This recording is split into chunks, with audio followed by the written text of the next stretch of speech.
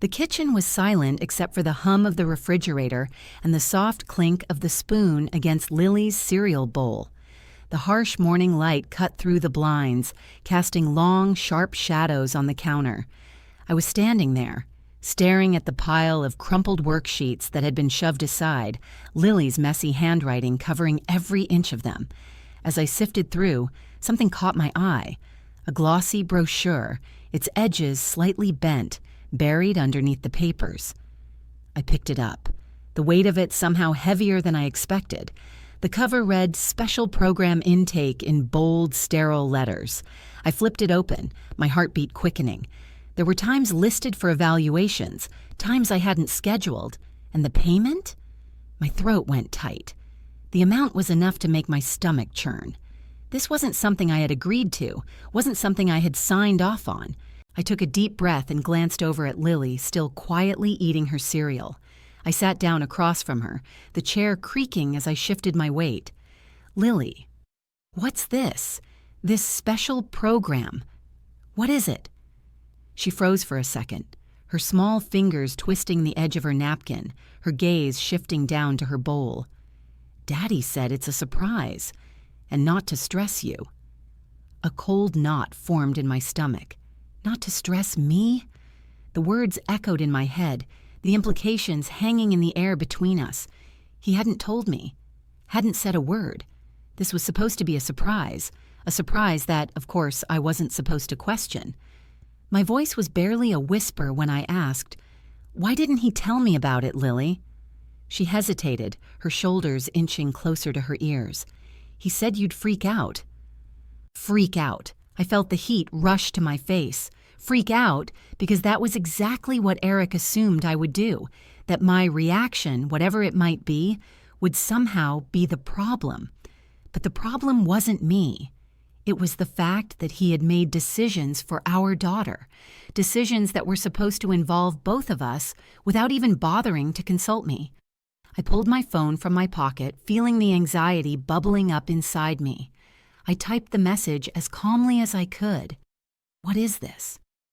I watched the typing bubble appear, disappear, and reappear, and then nothing. Just silence. I stared at the screen, waiting for a response that didn't come. Each second felt like an eternity, the tension in my chest tightening with every moment that passed. I glanced back at Lily. She was staring down at her cereal, her fingers still twisting that napkin, clearly uncomfortable. I hated that she was caught in the middle of something she didn't understand. But that was the thing, wasn't it? She didn't understand. She was too young to see that this was all part of something bigger, something that Eric had kept from me, kept from both of us. I looked back down at the brochure. The glossy paper was so smooth under my fingers. The words seemed to blur for a moment as I scanned over them again. The staff names, the promises of extra help for Lily's future, all the reassurance I didn't believe. It all felt like a carefully crafted story, one designed to placate me, to make me think it was for her benefit when, in reality, I knew it was about control. I set the brochure down on the table and pulled up my text to Eric again. Still no response. I texted again, my fingers now more forceful. "What is this? Why didn't you tell me?" Again, nothing. Only the flickering bubble. And then, after a long wait, his response appeared. "Relax. It's no big deal. I'll explain later. Don't overthink it." I stared at the screen. Don't overthink it. It was a dismissal, a way to shut me down. But I wasn't going to let that happen this time. Not this time. Today, I know that was the moment everything started to shift. That was when I realized this wasn't just a surprise. It was Eric's way of controlling everything, even the parts of our life that should have been shared between us. Eric walked in, his usual grin stretched wide across his face, a bag of takeout dangling from his hand. The smell of fries and burgers immediately filled the air, mixing oddly with the tension that seemed to cling to the walls. He set the bag down on the counter like it was a prize he was offering me. But I didn't feel hungry. I felt unsettled. There was something about the way he moved, The way he seemed almost too eager for me to respond, like he was trying to fill the silence with something. Anything. "Guess what I've got," he said, voice light, almost sing-song, as if I should be excited, like this was some fun surprise. But I wasn't fooled. Not today. I glanced over at him, trying to stay calm. "What's this about, Eric?" He grinned, clearly expecting me to smile, to be grateful for whatever he was about to tell me. "Lily's special program. It's a gift. Extra help so she can excel. You know, for her future." He said it like it was obvious, like this was something I should already know, something I should be happy about. But all I could do was stare at him, the pieces clicking together. "You signed her up for something without telling me?" I could feel the anger stirring, but I kept it in check. I wasn't going to give him the satisfaction of seeing me react the way he expected. He shrugged, his smile never faltering. "It's no big deal. It's just to help her, to give her a little boost. You know, to make sure she's on track." I could feel the frustration creeping up. How was this not a big deal? Why didn't he tell me? I looked over at Lily, who was sitting at the table barely picking at her food. Her eyes were wide, and she wouldn't meet my gaze. She knew something wasn't right. She always knew. "Lily," I said gently, my voice soft but firm, "what's this special program? What's going on?" Lily didn't answer right away. She looked at Eric as if she were waiting for permission. The way her little fingers fidgeted with the edge of her napkin made my stomach tighten. It was like she was trying to figure out what I wanted to hear. Eric jumped in before she could say anything, his voice too quick. "Tell Mommy she's overthinking it. It's nothing. Just a little extra help." He looked at me with that condescending smile, as if my questions were something to laugh off. "Tell Mommy she's overthinking it?" I repeated, the words tasting bitter on my tongue. I looked at my daughter, but her eyes were glued to the table. "Lily, honey, it's okay. You can tell me the truth." Eric cleared his throat, stepping in to smooth things over. "It's no big deal, really. You just overthink it. I'm just making sure she gets the help she needs." His words were too casual, like this was all just part of some plan he had set up on his own. "But why didn't you tell me about it, Eric?" I asked, my voice getting tight. The more he spoke, the more I felt my control slipping, like he was trying to shut me down. He laughed lightly as though it was all perfectly logical. "Because you'd freak out," he said, as if it were the most reasonable thing in the world. "You always do." And just like that, I was minimized, dismissed. I'd freak out. That was the excuse he always used, like my feelings and concerns didn't matter. He went on about how the program director was impressed with Lily already. But how could they be? I'd never even met them. And suddenly it all clicked. This wasn't about Lily's future.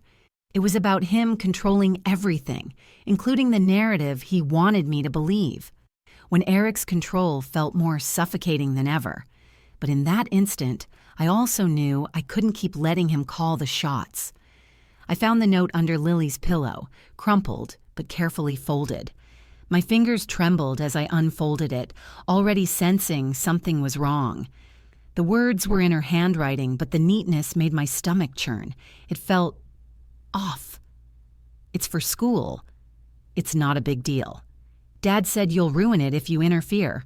I read the lines over and over, the weight of each one sinking in. My heart raced. This wasn't just a note. It was a carefully constructed message, meant to control me, to shut me out. He had turned my daughter into a messenger, teaching her to lie and keep secrets, to protect him. I felt bile rise in my throat. I looked over at Lily, sitting at the table, oblivious to the storm brewing inside me. She was pushing her cereal around in circles, her fingers twitching. The discomfort in her movements made my chest tighten. She didn't know it yet, but she was being used. "Lily," I said softly, my voice steady despite the anger building in me. "Where have you been going with Daddy?" Her eyes flickered to the floor. She hesitated, then whispered, "A building with blue chairs and no windows." My stomach dropped. A building with blue chairs and no windows? I felt like the room was spinning. Why hadn't I been told? Where was this place? What happened there, Lily? I pressed, keeping my voice gentle, though my heart was pounding in my chest. She lowered her head, voice barely a whisper. There was a man. He asked me questions while Daddy watched through glass. The words hit me hard. My mind raced. What kind of place was this? Why hadn't I been included? What was Eric doing? I grabbed my phone and checked our shared calendar. Nothing. No appointments, no notes, no hint of any special program or evaluation. It hit me with full force. Eric hadn't just excluded me, he'd erased me. He had kept me completely out of the loop, manipulating everything, controlling the narrative. Today, I know that was the moment when I realized just how far Eric had gone to control us. But it was also the moment I knew I wasn't going to let him do it anymore. The next morning, I couldn't sit still. I had to go. I wasn't letting Eric handle this alone anymore, especially after everything he'd kept from me. I insisted on coming with Lily to the special program, and Eric agreed too quickly, almost as if he'd already planned how to manage me. It felt rehearsed, like he was ready for my pushback and he knew exactly how to handle it. We got in the car, and Lily sat quietly in the back seat, staring out the window, her fingers twisting the hem of her shirt until it wrinkled. I could feel the tension radiating from her, but she didn't say a word. The silence was heavy, thick with unspoken things. I glanced over at Eric, but his eyes were on the road, too calm, too collected. Be nice, Natalie. Eric's voice cut through the quiet, his tone too smooth, too dismissive. These people can help us. It was a subtle jab, like I was the problem, like I was the one who would mess everything up if I didn't just go along with it. The irritation flared inside me, but I kept my mouth shut. He was trying to control the narrative, positioning me as the irrational one. It wasn't new. It was just more blatant now. Lily didn't respond, her eyes still fixed on the view outside. I could feel her pulling away, retreating into herself, probably trying to stay out of whatever tension was building between Eric and me. Eric continued, his voice almost rehearsed. Natalie worries, but she means well. He glanced at me, smiling like he was giving me credit for trying. He was trying to make me the harmless obstacle, the one who just needed to be calmed down. It was exhausting. This constant undermining, this manipulation. The building appeared. Sterile, polished, too perfect. The kind of place that felt like it belonged in a corporate brochure, not a place for my child to be. The lobby smelled like lemon cleaner and money, cold, lifeless. I felt sick. This wasn't about helping Lily, it was about control.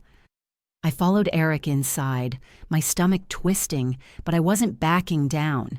Today, I know it was in that moment I realized just how far Eric would go to keep me in the dark. But I also knew I wasn't going to let him do it anymore. The room felt cold, sterile, like a place meant to strip away any semblance of comfort or emotion. Dr. Vaughn sat across from us, her eyes flickering between Eric and me, confusion settling on her face as if she'd been handed a script she didn't quite understand. I could see it in her eyes. This wasn't what she expected. It wasn't what Eric had promised her. Lily sat quietly between us, her small body curled in on itself, her gaze fixed on the table. She hadn't spoken a word since we entered the room, and I could tell she was holding her breath, waiting for something, waiting for Eric to speak, waiting for me to stay silent. The silence was suffocating. Eric laughed, too loud, too practiced, his voice breaking the stillness. Of course she knows, he said, glancing at me as if we were all playing some sort of game. The words felt hollow, forced. Lily didn't look at me. Her eyes dropped to the floor. It was like she had been trained to act this way, to avoid me, to stay small. Dr. Vaughn cleared her throat, trying to shift the energy in the room. We just want to confirm the custodial situation, since Eric indicated shared restrictions, she said, her tone casual, like this was just a normal part of the process. Shared restrictions? I felt my stomach drop, the words hanging in the air like an accusation. What was he talking about? What did that even mean? Why hadn't I been told? I glanced at Eric, but he was already avoiding my gaze, staring at the floor, like he didn't want to acknowledge the truth he'd been hiding.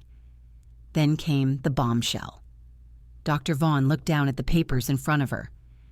"I just want to confirm that I have everything right," she said, her voice a little quieter now.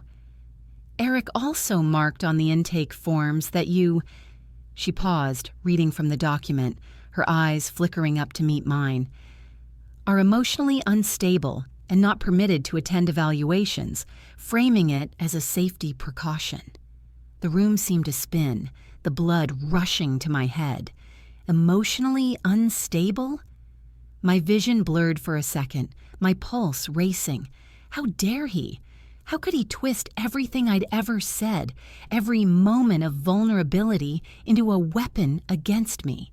Ms. Chen, the coordinator, was visibly uncomfortable now, her face pale.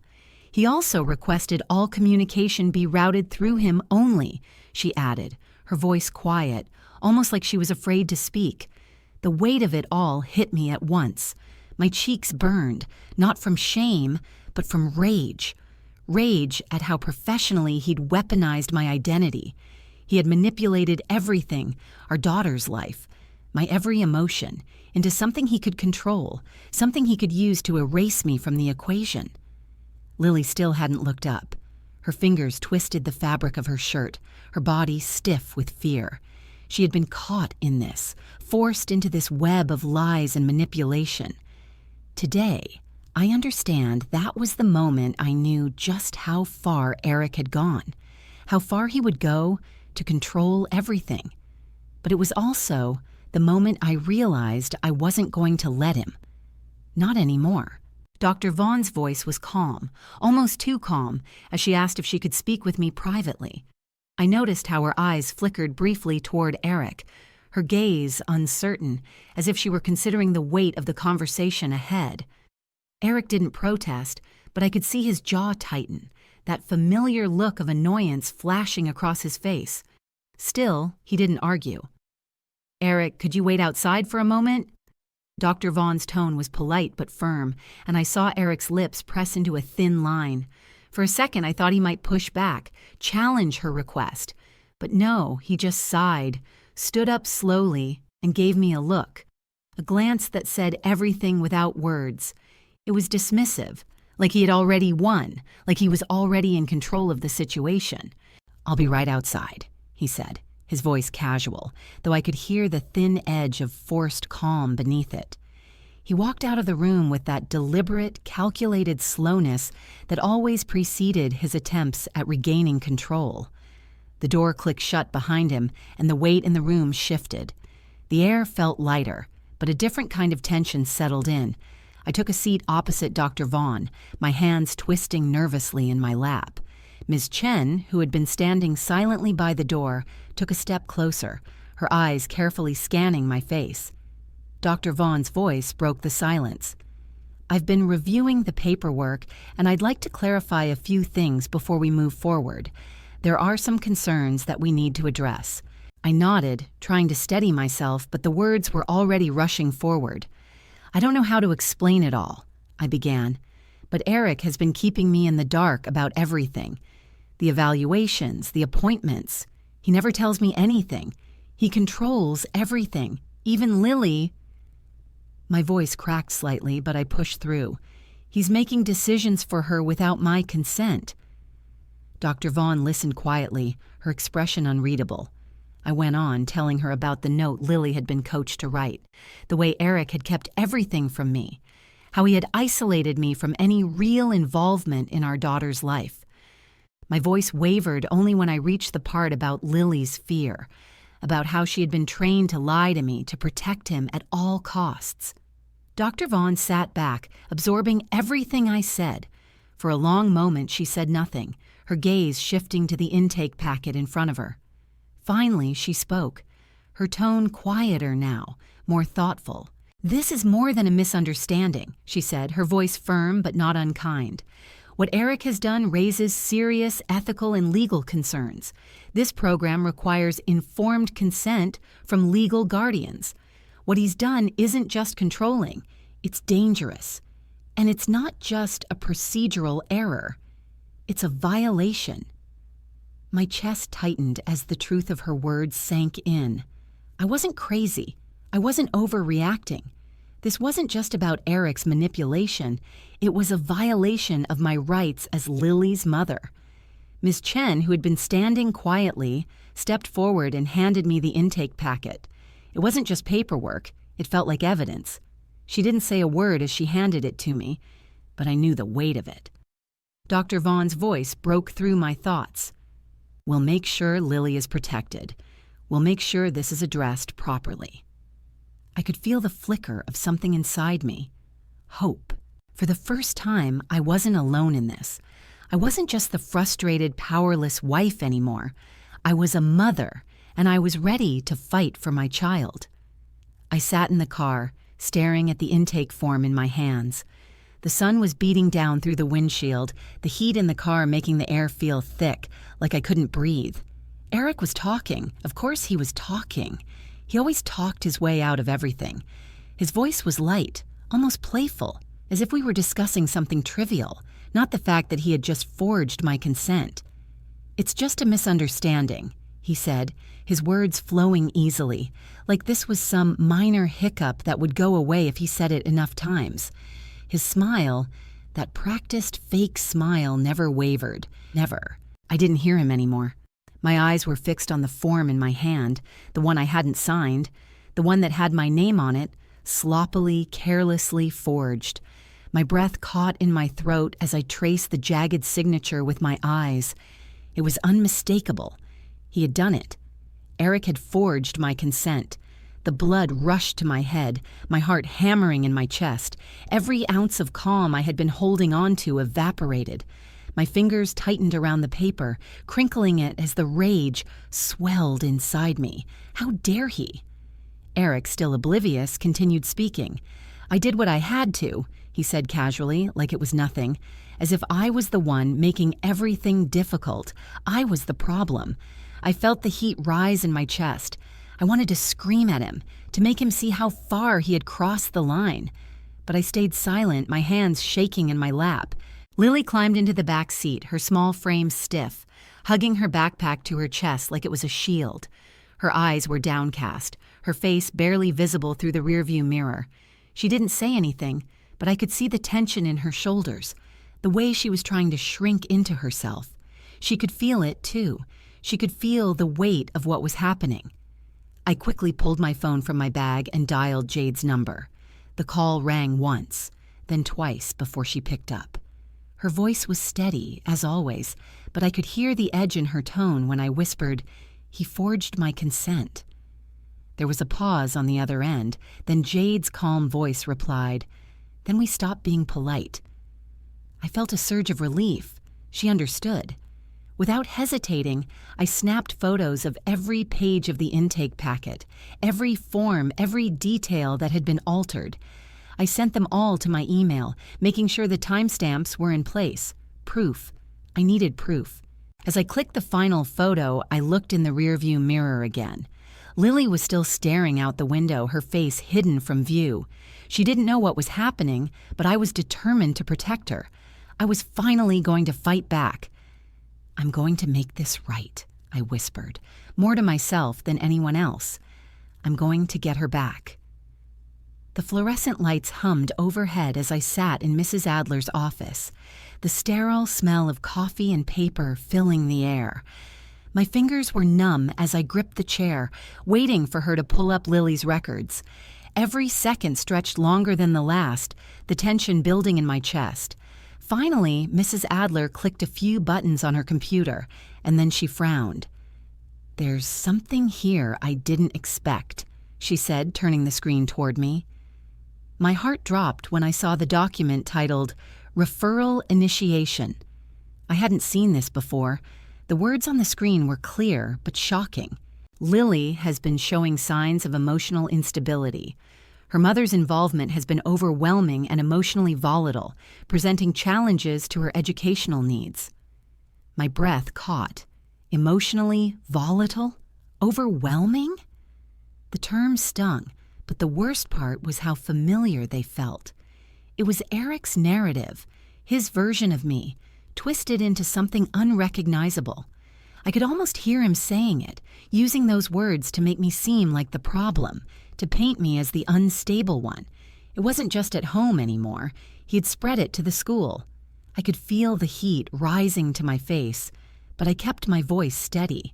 What's this about? Why wasn't I told about this referral? Mrs. Adler hesitated before speaking.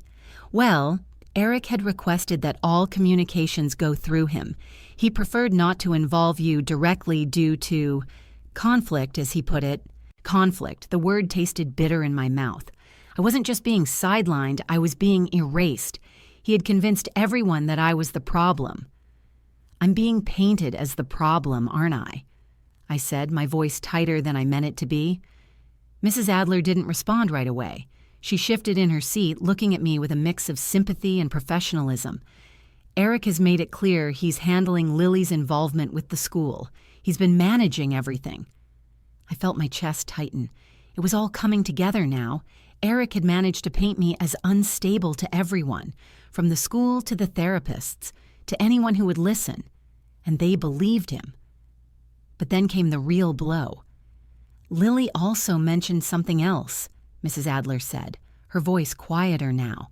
She said she's been pulled from class a couple of times for something she described as practice sessions. I froze. Practice sessions? My voice cracked slightly. What do you mean? She said a man was asking her questions, and she was told it was a game. She seemed confused about it, but she mentioned not telling anyone. Mrs. Adler's voice was hesitant, unsure.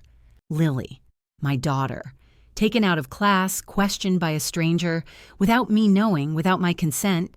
I could barely keep it together. How could this happen? Why wasn't I informed about this? Mrs. Adler's silence was answer enough. She wasn't the one in control of this. Eric was.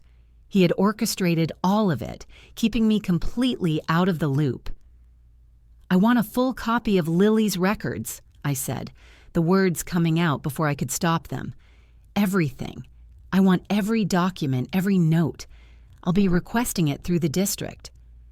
Mrs. Adler nodded, her expression apologetic. I'll start the request right away, she said quietly. I stood up, my legs feeling like they might buckle beneath me, but I refused to show weakness. This wasn't just about me anymore.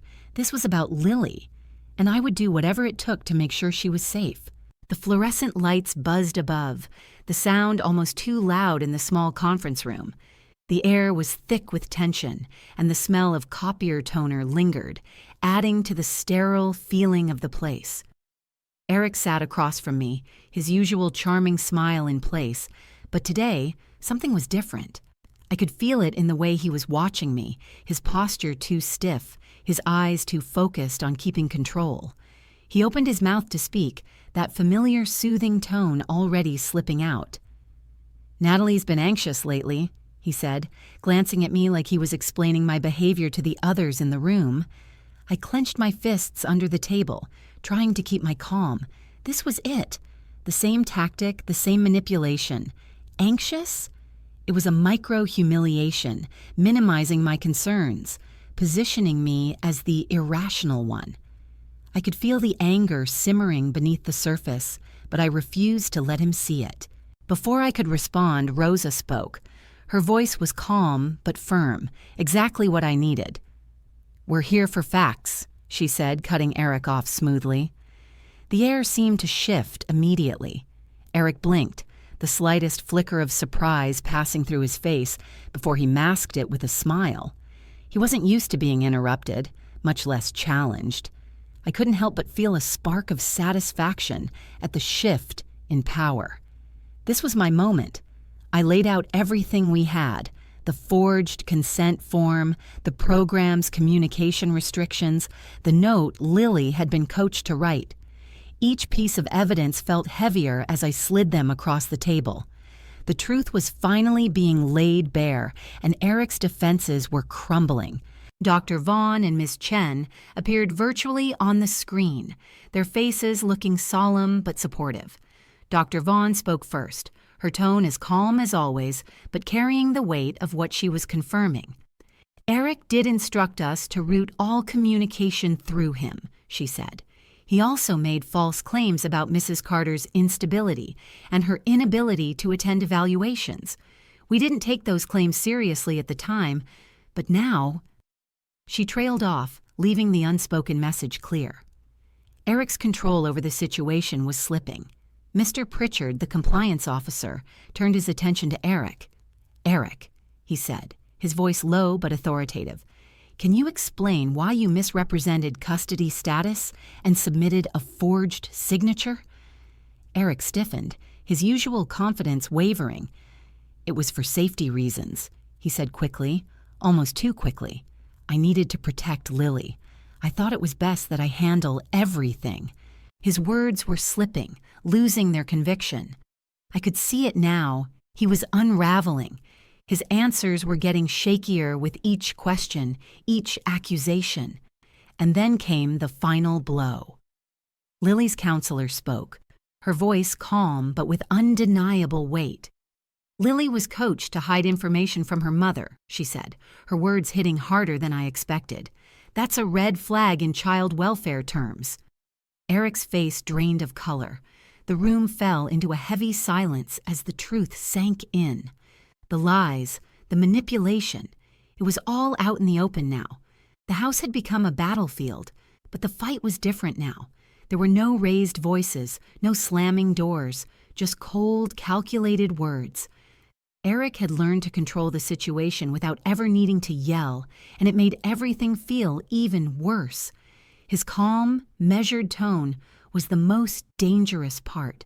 It was like he was trying to convince himself that he had the right to do everything he was doing, that this was somehow justified.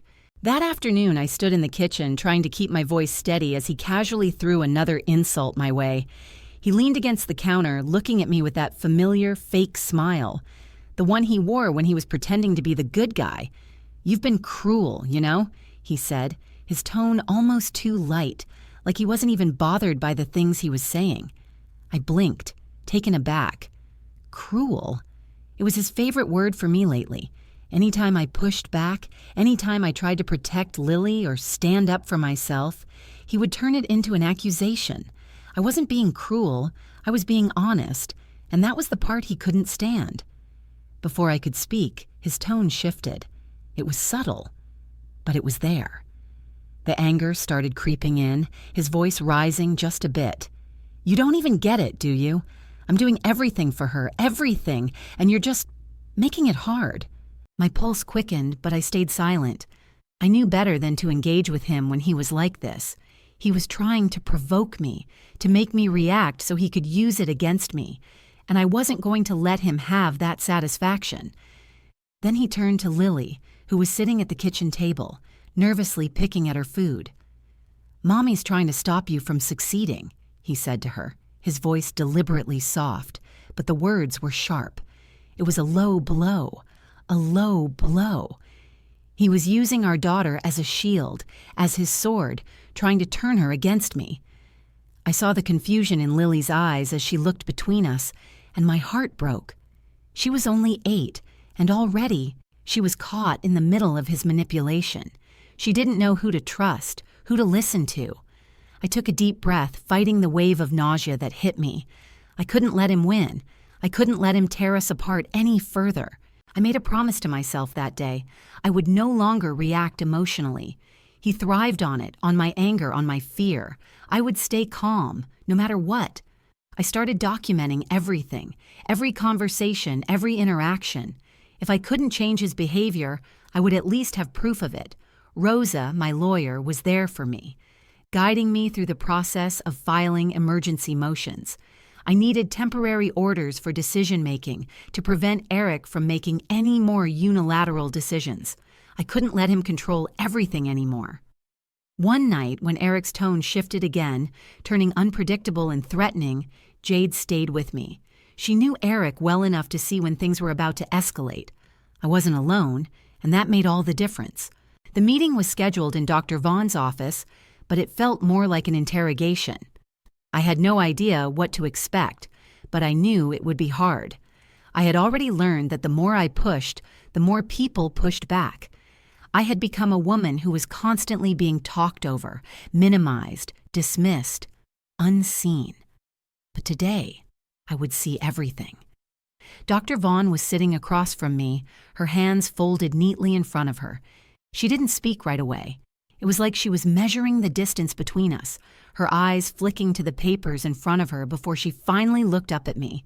Eric requested that we have documentation to support a structured home environment, she began, her tone flat, almost professional, like she was simply stating facts. But I could feel the weight of her words sink in. A structured home environment. I had heard that phrase before.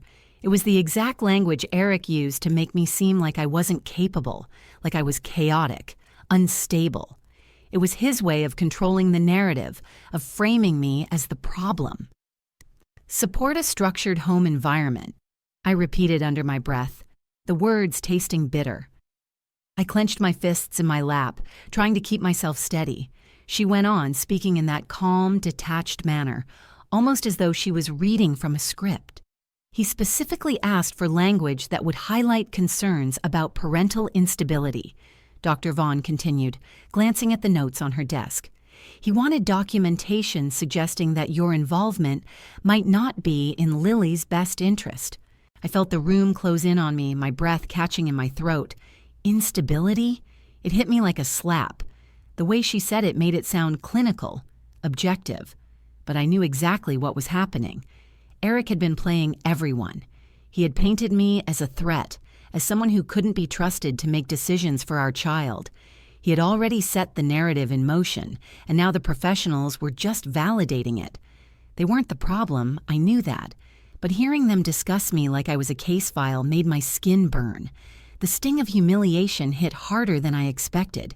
I could feel my anger building, but I fought to stay calm. This wasn't the moment to lose control. I had to get the truth out no matter how much it hurt. "You're telling me," I said, my voice steady but tight, "that Eric asked you to make it look like I was the one who couldn't provide a stable environment for our daughter?" Dr. Vaughn didn't flinch. She didn't seem shocked or surprised by my question, as if she'd heard this kind of thing before. "Yes," she said simply. "That's correct." I sat back in my chair, the weight of it sinking in. Eric had not only lied about me, he had weaponized our daughter's future against me. I had become the villain in his story, and I had barely even known it was happening.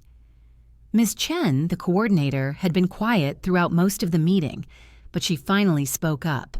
"I've prepared a timeline showing Eric's repeated requests to exclude you from communications and decision-making," she said, her voice quiet but firm. She slid a printed sheet across the table to me. "He specifically asked us not to inform you of certain developments." The timeline was clear, and my heart sank further as I read through it. Each entry was a reminder of how systematically Eric had cut me out, how he'd carefully orchestrated every step of this, and how I hadn't even realized it was happening. Rosa, my lawyer, had been involved in this process from the start, but now I could see the next steps unfolding. She had already prepared subpoenas for full program records, everything. Digital logs of signatures, communication histories, anything and everything that could prove Eric's manipulation. The final blow came when Mrs. Adler, the school counselor, provided the district's referral notes, the ones Eric had submitted, the ones that supported his claims. She also handed over access logs, who requested them, when, and why. The entire chain of deception was laid out in front of me. I sat back, feeling the weight of it all. Everything Eric had done, every lie he'd spun, was now undeniable. The truth had finally come to light. I wasn't the problem in this family. He was. Today I understand that this was the moment I began to reclaim control, the The moment I stopped being gaslit, minimized, and erased, I finally saw the truth of what Eric had done, and I was ready to fight back. The glow of Lily's nightlight was soft, casting a gentle circle of light around her room. It was late. Too late for a child to be awake, but I had just tucked her in, and something felt wrong. There was a heaviness in the air that I couldn't shake, an unease that had settled deep inside me.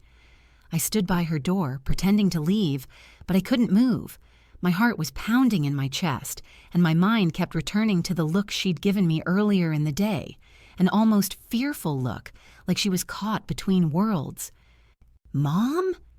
Her voice, small and hesitant, broke through the silence. I turned back, my throat tight. I wasn't sure I wanted to hear what she had to say, but I knew I needed to. "Sweetheart?" I asked, stepping into her room. Lily shifted in bed, her little hands clutching the edges of the blanket, pulling it tight against her chest. She wouldn't look at me, but I could see the way her shoulders tensed, like she was trying to hide something. "Mom, Dad." She hesitated, her words coming slowly like she was choosing them carefully. He told me what to say." I felt a knot twist in my stomach. What to say? My mind raced. Was this about the program? About the tests they'd been taking behind my back? My breath caught in my throat as I tried to keep my voice steady. "Lily, what did he tell you?"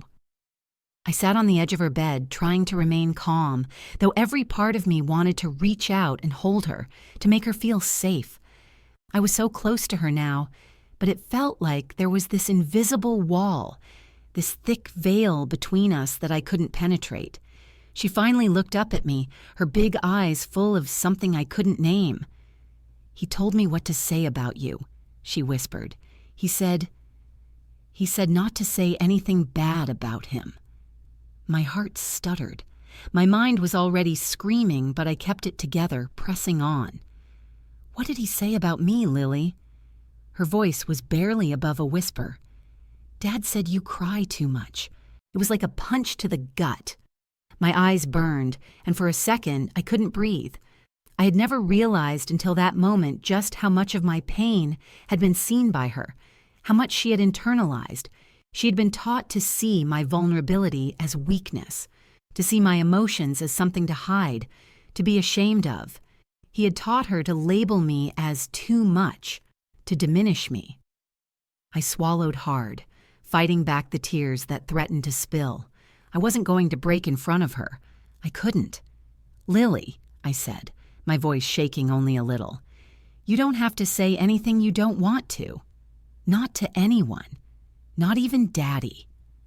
She nodded, but there was still a cloud hanging over her, something she wasn't telling me. I could feel it, the hesitation in her eyes. "Sweetheart," I said gently, "what else did he tell you?"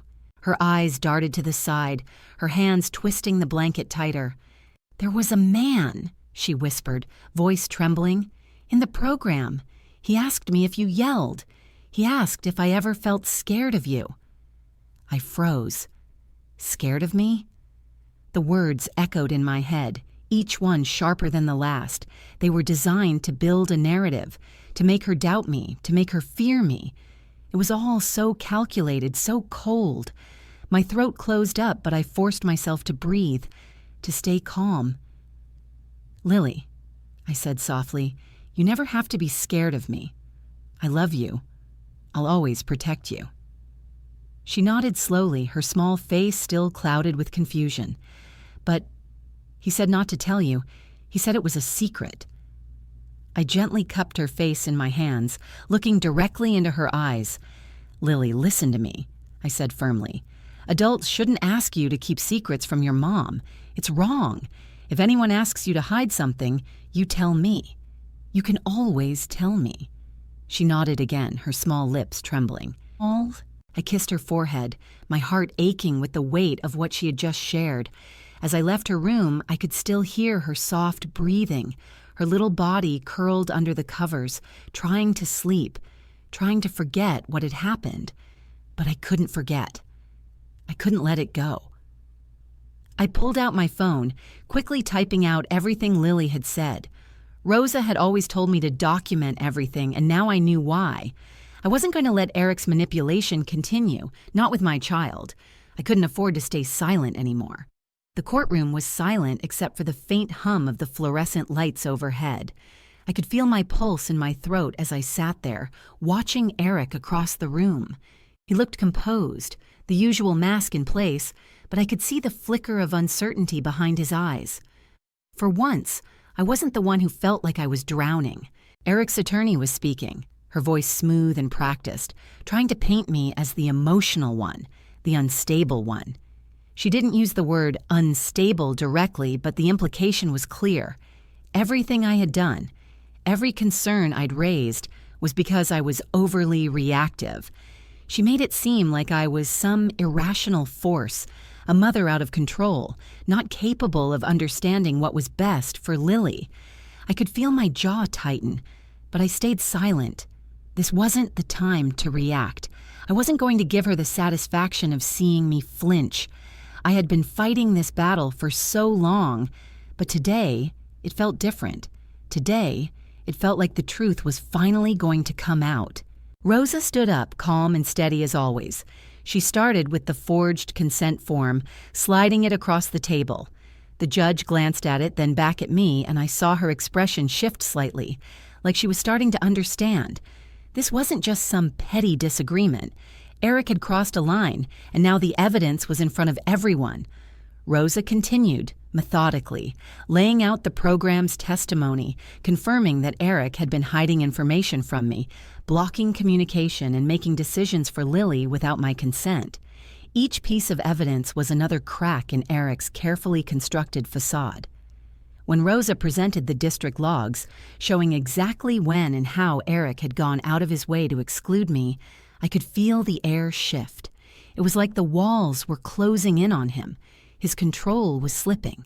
But it wasn't just about the documents. Rosa moved on to Lily. She spoke about how Eric had coached her to hide things from me, how he had manipulated her into lying. My heart twisted in my chest as I heard it all laid out so plainly. He had used our daughter. The judge, who had been quiet throughout the proceedings, finally spoke. Dr. Vaughn's statement confirms the misrepresentations, she said, turning to Eric's lawyer, and the time-stamped communications show a clear pattern of exclusion and control. Eric's face shifted as he realized the tide had turned. The facade was cracking. There was no more smooth talking, no more pretending. His lawyer tried to salvage the situation, but the judge was already speaking. I'm issuing temporary orders limiting Mr. Carter's unilateral decision-making regarding Lily, she said, her voice firm. There will be transparent co-parent communication moving forward. It was a small but significant victory. Eric's power over Lily, over me, was being taken away piece by piece. The judge's final words hit him hardest. Lily will be removed from the special program pending review, and Mr. Carter's actions will be flagged for further investigation. I watched as Eric's confidence faltered. His helping dad costume had cracked, and in that moment I knew the truth was no longer something he could hide behind. Lily had seen the truth, and now it was my turn to protect her. No more secrets, no more lies. I would never let him use her again. The days after the hearing felt like a slow exhale. The weight that had been pressing down on my chest for so long wasn't gone completely, but it had lightened. The air in the house, once thick with tension, started to feel a little clearer. Our routine had shifted. It wasn't perfect, but it was mine. Ours. It was simple. We woke up, Lily went to school, and I took a deep breath before I walked into the day, knowing I had at least some control over it. When Lily came home from school, I had her sit with me at the kitchen table. We would go through her homework, and afterward, we'd talk. We'd talk about everything. Her day, what she wanted to be when she grew up, even the small things, the questions that mattered, the things we never had time for before. And then, once her homework was done, we'd head to therapy with a provider I'd carefully chosen, one I trusted, one who had no agenda except to help Lily feel safe again. It was comforting, even though it felt fragile. But but the silence that followed the chaos. It was a peace I had never expected. It was the kind of peace you find when you stop waiting for the storm to hit, when you stop looking over your shoulder, half expecting to be blindsided by more lies. One evening, as we were finishing dinner, a mutual acquaintance of ours texted me. They suggested I forgive Eric, said that he meant well and that it was just a rough patch. I almost laughed. I felt the weight of the text pressing down on me, suffocating. The message was wrapped in concern, but I could see what they were really saying. Don't make waves. Don't make him the villain. The subtle pressure to protect his image, to stay quiet about what he'd done to me, to Lily, everything he'd manipulated and controlled. It wasn't about me. It was about protecting his reputation. But I wasn't interested in protecting his image anymore, not when it meant leaving Lily's nervous system to unravel, leaving her feeling like she had to hide behind a mask for him, pretending everything was okay when it wasn't. I was done with that. Instead, I focused on Lily, on us. I kept documenting everything, every step forward, every conversation, every boundary. Rosa, my lawyer, was still moving the divorce and custody process forward, making sure everything was done by the book, with no room for Eric to sneak his way back in. She used the leverage we had carefully built, making sure the boundaries were clear. Every motion filed, every request for protection, every step we took was part of the bigger picture. And it wasn't just the legal stuff. Dr. Vaughn was still cooperating fully with the oversight. She was committed to making sure the program's records were transparent and that Lily's well-being was prioritized. Ms. Chen's paper trail remained clean and precise. There was nothing left to hide anymore. Everything had been documented, and I was no longer in the dark. The real change, though, came when I started to notice little things. It wasn't huge, sweeping gestures, but the small, quiet moments that mattered.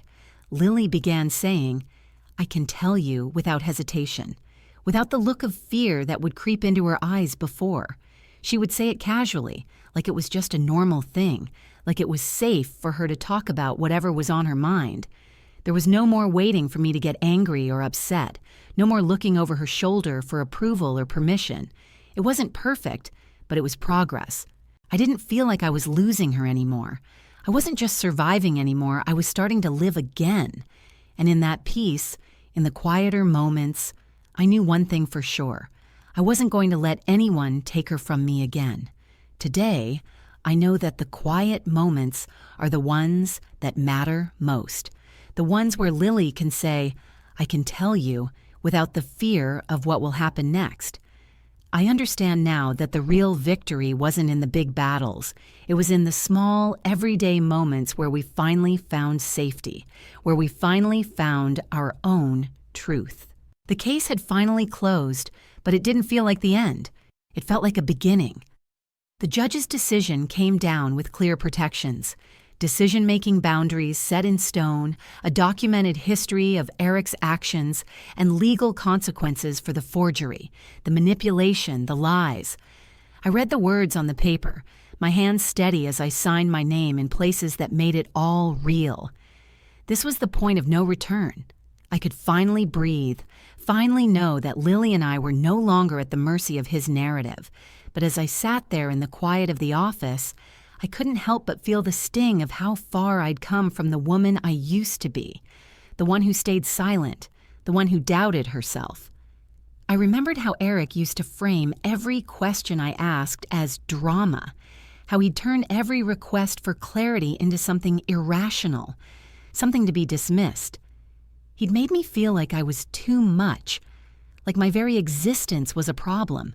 But now I saw it for what it really was, training me to stay silent. The realization hit me in waves, like a moment of clarity after years of confusion. Every time I'd questioned him, every time I'd sought answers for Lily's sake, he'd made me feel like I was the one causing the chaos.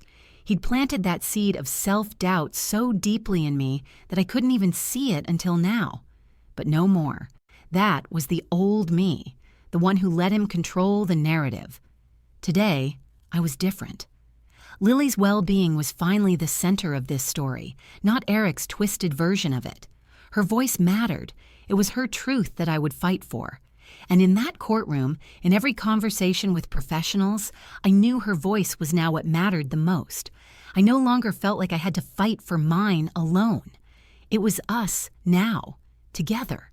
Eric's charm, the carefully constructed facade he'd worn for so long, didn't survive the paperwork, the signatures, the relentless clarity of the truth. He could no longer manipulate people into believing his version of events. The lies were too many. The documentation, the testimony, the timestamps, they couldn't be ignored. His attempts to turn me into the villain had failed, and for the first time in a long time, I saw it all laid bare for what it was. A web of deceit that had finally unraveled. But it wasn't just the victory that made me feel whole again. It was the small, quiet moments with Lily that made it all worth it. Lily's voice, her real, untainted voice, had been heard. It had cut through the layers of manipulation, through the years of being silenced.